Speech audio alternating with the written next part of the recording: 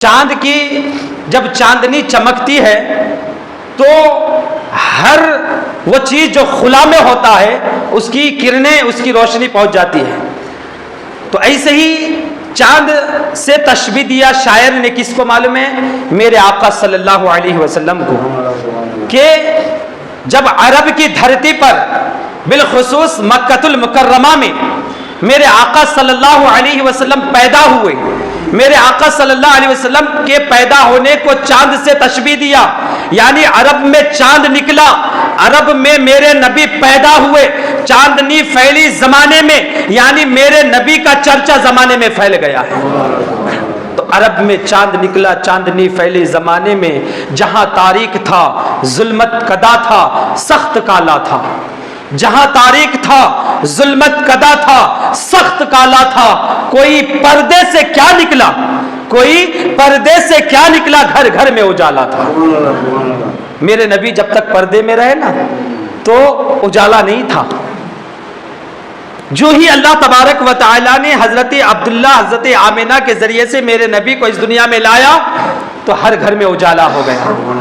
ہر گھر بولے تو وہی گھر جو نبی کو مانتا ہے. آج بھی دنیا میں ایسے لوگ ہیں جو بولتے کیا معلوم ہے؟ نبی کی میلاد نکو کرو، نبی کا جلوس نکو نکالو، نبی کے نام کا فاتحہ نکو کرو. آج بھی دنیا میں ایسے لوگ بس رہے ہیں، گھر کے اوپر جھنڈا دیکھ لیے تو اس کو چڑ ہوتی ہے. ایسے درندے ہیں، ایسے خطرناک ہے. پولیٹکس کے جو جھنڈے ہوتے ہیں اس سے جلن پیدا نہیں ہوتی، دنیا کے جھنڈے لگانے سے جلن پیدا نہیں ہوتی. جب میرے نبی کے نام کا جھنڈا لگتا ہے تو جلن پیدا ہو جاتی ہے. اس کا مطلب یہ ہے، وہ کہنا یہ چاہتا ہے کہ ہم دنیا داروں کے لیے جیتے ہیں، ہم دنیا داروں کے لیے مرتے ہیں، لیکن جس کے گھر میں نبی کا جھنڈا ہوتا ہے وہ دنیا دار کے لیے نہیں بلکہ میرے حبیب کے لیے جیا کرتا ہے. اور وہ لگا کر کے بتا دیتا ہے کہ ہم کسی غیر کی سنت کو ادا نہیں کر رہے بلکہ رب کی سنت کو ادا کر رہے ہیں. جب میرے نبی پیدا ہونے کا وقت آیا، صبح صبح کا سہانا وقت ہے، بھینی ٹھنڈی ہوائیں مست چل رہی ہے. اللہ تبارک و تعالی حضرت جبرائیل سے کہتا ہے، جبرائیل اب میرے نبی دنیا میں آنے والے ہیں، دنیا کے لوگوں کے سامنے ظاہر ہونے والے ہیں. اے جبرائیل 3 جھنڈے لے کر کے جا، اے جبرائیل 3 جھنڈے لے کر کے جا. ایک جھنڈا مشرق میں یا مغرب میں، ایسا ذکر آیا ہے، وہاں لے جا کر کے گاڑ دے. دوسرا جھنڈا کعبے کی چھت پہ لے جا کے گاڑ دے. اور تیسرا جھنڈا کہاں گاڑنا ہے معلوم ہے؟ جس گھر میں نبی پیدا ہوں گے اس گھر میں گاڑنا ہے. اب جھنڈے لگانا کس کی سنت ہے؟ میرے رب کی سنت ہے. میرے رب نے جھنڈے لگوا کر کے یہ بتا دیا کہ جب میرے حبیب کی آمد کا موقع ہے نا، تمہارے گھر میں غریب ہی صحیح، تم غربت میں گزارو دن صحیح، لیکن اگر 10 روپیہ بھی ہے اس 10 روپے کو میرے نبی کے نام پہ خرچہ کر دینا، کل قیامت کے دن بدلہ عطا کر دیا جائے گا. خرچہ کرنا ضروری ہے. کچھ لوگ کیا بولتے ہیں، ایسا نکو کرو ایسا نکو کرو، کئی کو خرچہ کرنے کی ضرورت ہے. صحابہ نبی کا جلوس نکالے تھے کیا؟ صحابہ نبی کی محفل سجائے تھے کیا؟ ایسے خطرناک طور پر سوال کرتے ہیں. کل ہی میں نے ایک ویڈیو دیکھا، معلوم ہے ماشاءاللہ بہت اچھا بیان تھا، بہت اچھا بیان تھا. اس طور پر وہ سمجھائے کہ واقعی جو عام آدمی ہے اس کے دماغ میں بات اتر جاتی. کیا بولے معلوم ہے؟ نبی کے زمانے میں کیا کیا نہیں تھا. نبی کے زمانے میں مدرسے تھے کیا؟ نہیں تھے. نبی کے زمانے میں اولیاء اقطاب تھے کیا؟ نہیں تھے. نبی کے زمانے میں ہمار آپ تھے کیا؟ نہیں تھے. تو اس کا مطلب یہ ہے کہ کچھ چیزیں نبی کے زمانے میں نہیں تھی، کچھ چیزیں نبی کے زمانے میں نہیں تھی. اب وہ چیز بعد میں ہوئی تو اب ان چیزوں کو دیکھنا پڑتا، وہ چیز شریعت کے خلاف ہے یا شریعت کے دائرے میں ہے. اگر وہ شریعت کے خلاف ہے تو بدعت ہے، اگر وہ شریعت کے مخالف ہے تو بدعت ہے. لیکن اگر ان چیزوں کو کرنے کے بعد اللہ بھی ناراض نہیں ہوتا ہے، نبی بھی خوش ہو جاتے ہیں، سلف صالحین بھی خوش ہو جاتے ہیں، تو وہ بدعت تو ہے، لیکن ایسی بدعت جس کو بدعت حسنہ کہا جاتا ہے، یعنی وہ کام کرنے سے اللہ نیکی عطا فرما دیتا ہے. تو ہم جو جلوس کرتے ہیں، جو جلسے کرتے ہیں، جو مقرروں کو بلا کر کے پروگرام کرتے ہیں، یہ جو 13 جلسے چل رہے ہیں نا، یہ اس لیے نہیں کہ یہ بدعت ہے، بدعت تو ہے لیکن بدعت حسنہ ہے، اللہ اس کے بدلے میں بھی نیکیاں عطا فرماتا ہے۔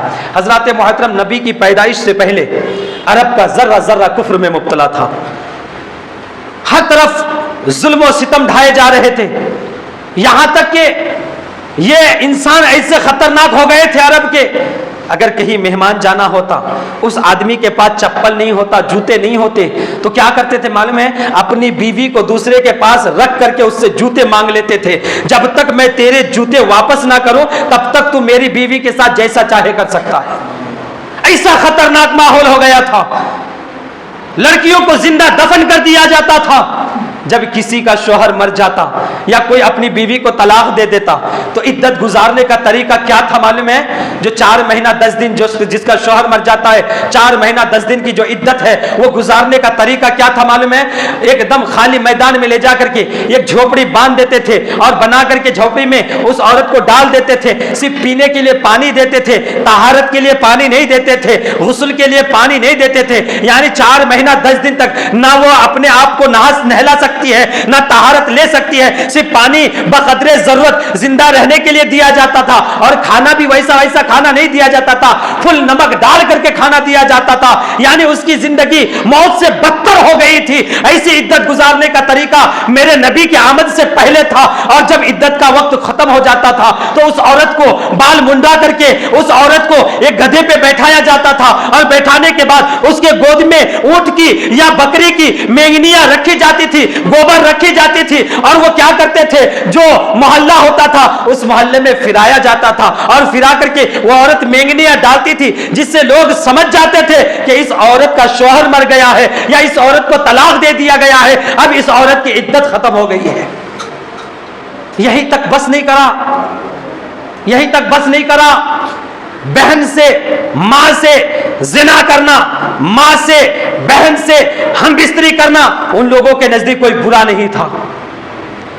یہی تک محدود نہیں تھا، نبی کی آمد سے پہلے چاند کو اپنا معبود بنا لیا، چاند کی چاندنی کو دیکھا اپنا خدا سمجھ لیا، سورج کی کرنوں کو دیکھا اپنا خدا سمجھ لیا، پہاڑ کی بلندیوں کو دیکھا اپنا خدا سمجھ لیا، دریا کی طغیانی کو دیکھا اپنا خدا سمجھ لیا، موجوں کی روانی کو دیکھا اپنا خدا سمجھ لیا، پیڑ پودوں کو دیکھا اپنا خدا سمجھ لیا، ہاتھوں سے بنا کر مٹی کے اور پتھر کے بتوں کو اپنا خدا بنا لیا تھا۔ الغرض ہر طرف کفر و شرک کی ہوا چل رہی تھی۔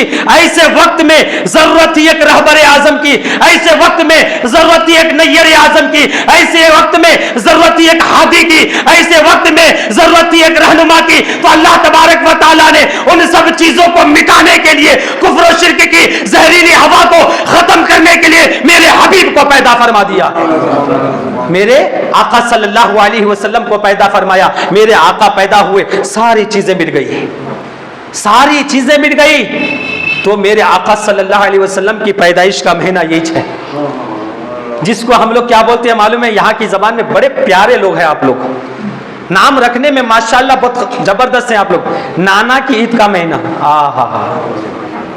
کیا زبردست ہے۔ دیکھو میں پہلی بار سنا ہوں یہاں آ کر کے، یہ اس سے پہلے میں کہیں نہیں سنا تھا۔ میں کیا سنا تھا معلوم ہے؟ ربیع النور، 12 ربیع کا مہینہ، نبی کا مہینہ، نبی کی ولادت کا مہینہ، ایسی چیزیں سنا تھا۔ لیکن یہاں آنے کے بعد نانا کی عید کا مہینہ سنا، بڑا اچھا لگا مجھے۔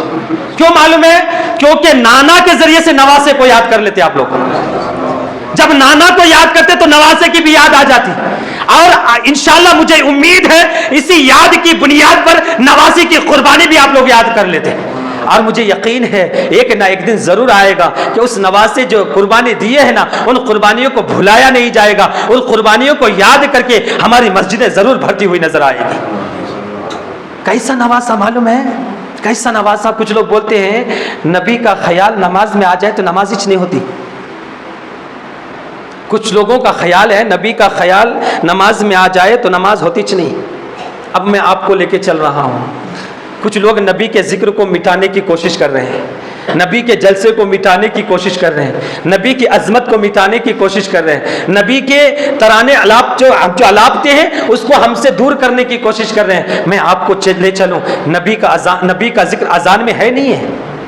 نبی کا ذکر اذان میں ہے، نبی کا ذکر نماز میں ہے، نبی کا ذکر قرآن میں ہے، نبی کا ذکر آسمان کی بلندی پہ ہے، نبی کا ذکر زمین کی پستی پہ ہے، نبی کا ذکر کہاں ہے معلوم ہے؟ دریا کی طغیانی میں ہے، سمندر کی روانی میں ہے، نبی کا ذکر پہاڑ کی چوٹی پہ ہے، یعنی کائنات کے ذرے ذرے میں میرے نبی کا ذکر ہے۔ آسمان کے بلندیوں کو چھو کر کے جو اوپر جاتا ہے، عرش میں میرے نبی کا ذکر ہے، فرش میں میرے نبی کا ذکر ہے، لوح و قلم میں میرے نبی کا ذکر ہے، یہاں تک وہاں سے آگے چلو اور چلتے چلتے جنت میں پہنچو تو حضرت آدم سے پوچھو، اے آدم آپ کی توبہ قبول ہوئی تو کس بنیاد پر ہوئی؟ حضرت آدم بھی یہی کہیں گے کہ میری توبہ قبول ہوئی تو میرے نبی کے صدقے میں قبول ہوئی ہے۔ جنت میں جاؤ تو میرے نبی کا ذکر ہے۔ اے مٹانے والو، اے نبی کے جل سے جلوس کو مٹانے والو، اے نبی کے عظمت کو مٹانے والو، اگر نبی کے ذکر کو مٹانا چاہتے ہو تو اذان کو مٹانا ہوگا۔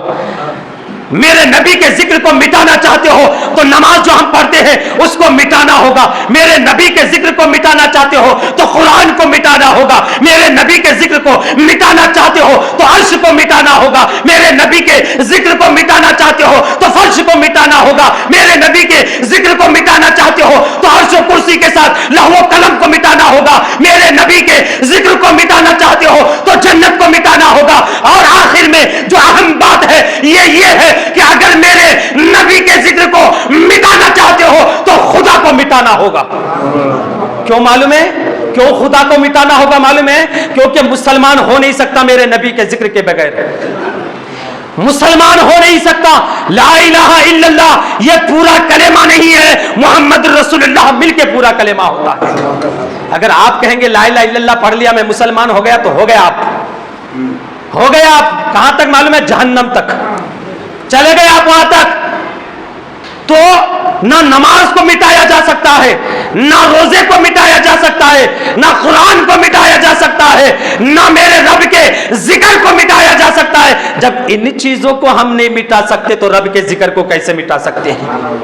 کسی شاعر نے کیا ہی خوب کہا ہے، مٹ گئے مٹتے ہیں مٹ جائیں گے آدھا تیرے، آدھا کا مطلب دشمن، مٹ گئے مٹتے ہیں مٹ جائیں گے دشمن تیرے، نہ مٹا ہے نہ مٹے گا کبھی چرچا تیرا یا رسول اللہ۔ کہ یا رسول اللہ مٹانے والے بہت آئے لیکن کبھی مٹ نہیں سکتا۔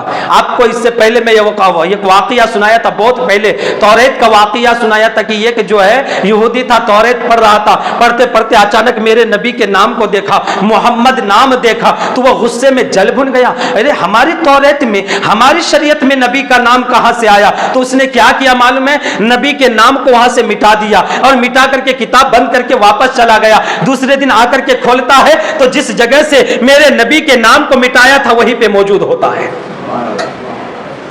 مٹا دیا تھا پھر آ گیا، اب دوسرے دن میں اور غصے میں آ گیا، وہ کون لکھ کر کے چلا گیا؟ یہاں تو میں مٹا دیا تھا، یہ کتاب تو میں ہی پڑھتا ہوں، دوسرا کون بھی نہیں پڑھتا۔ پھر دو چار آدمی سے پوچھا کون تب کتاب اٹھائے تھے کیا؟ نہیں ہمیں نہیں اٹھائے، تمہاری کتاب کو کیا ہمیں اٹھانا، تمہیں پڑھتے سے وہ۔ پھر کیا کرا؟ غصے میں آزو بازو کے حرفہ بھی مٹا چھوڑا، آزو بازو کے حرفہ بھی مٹا چھوڑا، چلا گیا۔ کیا سوچ کے اب نہیں چھوتا، کون تب لکھ دیا رہیں گا۔ دوسرے دن آ کر کے کھولا تو اللہ کا کرم دیکھو کہ میرے نبی صلی اللہ علیہ وسلم کا نام ایک جگہ پہ نہیں بلکہ تین جگہ پہ موجود ہے۔ اور غصے میں آیا، اور غصے میں آیا، ایک جگہ مٹایا تھا تین جگہ ہوگا، ایک جگہ مٹایا تھا تین جگہ ہو گیا۔ پھر دوسرے دن وہ مٹا دیا، لیکن اللہ جب کسی کو ہدایت دینا چاہتا ہے نا تو کسی کے ذریعے سے بھی دے دیتا ہے۔ الغرض گیا مٹا کر کے چلا گیا۔ تیسرے دن آ کر کے دیکھا، میں اپنے گھر کی بات نہیں کر رہا، کتابوں کی بات کر رہا ہوں کہ جس نام محمد کو مٹایا تھا تین جگہ سے اس نام محمد کو ملایا، اس نام محمد کو پایا کتنے جگہ سے معلوم ہے؟ 5 جگہ میں پایا۔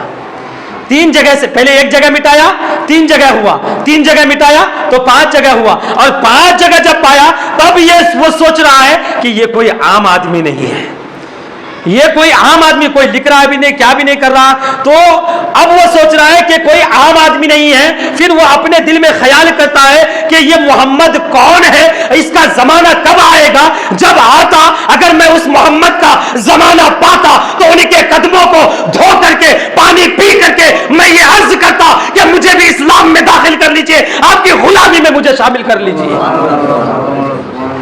نہ محمد کا چرچا وہ مٹا سکے اور نہ صبح قیامت تک کوئی مٹا سکے گا. کسی مائی کے لال کے اندر اتنی طاقت نہیں ہے, کسی ماں نے کسی انسان کو اتنا دودھ نہ پلایا ہو کہ میرے آقا کے نام کو مٹا دے. کسی کے اندر اتنی طاقت نہیں ہے.